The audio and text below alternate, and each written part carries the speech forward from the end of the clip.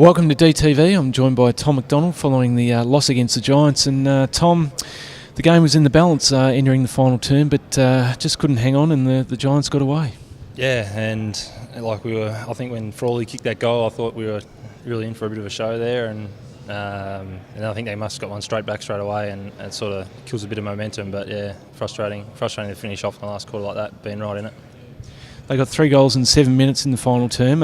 What were you sort of thinking at that point after Chipper kicked the first goal in the final term? I just thought the way everyone got around him, and there was a really good vibe amongst the group at that stage, and I sort of thought, if we get the next clearance, we can get another goal here and we can sort of really get it going our way. But then the exact opposite happens, and it just kills your momentum when you get a goal straight after you've kicked one as well. Game really opened up in the third term. I mean, how were you feeling at three-quarter time? What was sort of the message from Roosy? The message was the game's there to be won, and let's go win it. We've got to do it by cracking in, winning the clearances pretty much, and getting it going forward. It's not a day to be fancy and flicking handballs around. It's about getting the ball forward and giving Chipper and Dunny and Fitzy a contest, and then let little Jake and Harris and some little fellas get around their feet and try and kick some goals. So it's not a very elaborate game plan when it's weather like that. It's just get it forward and get it moving. So yeah, that was the message at three-quarter time. How are you feeling now? I mean, it was a real opportunity there, but it's missed. What's the mood among the other players? No, it's always flattening after a game.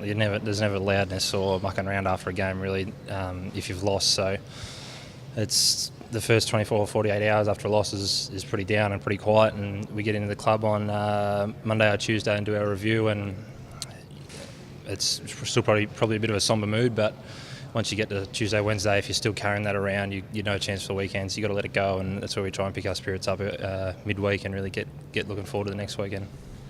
Your game today on Jeremy Cameron, how'd you rate it? I thought he did a pretty good job. He's a very opportunistic player, and he's kicked a couple of goals, 2 snaps over his head, and for a big guy, it's pretty rare for someone to be able to do that. So he's a very talented player. I think in general the weather doesn't suit a key forward today, but yeah, I thought we had a bit of a good contest for the day, and looking forward to going at it for the next few years, hopefully. What you make of the defence? It was a bit of a new look, of course, with Dunny and Chipper up forward. How did you sort of gel and find it win? Yeah. I thought it was really good. Pedersen came back. He's been playing forward a little bit. Howe came back. Both filled in really well.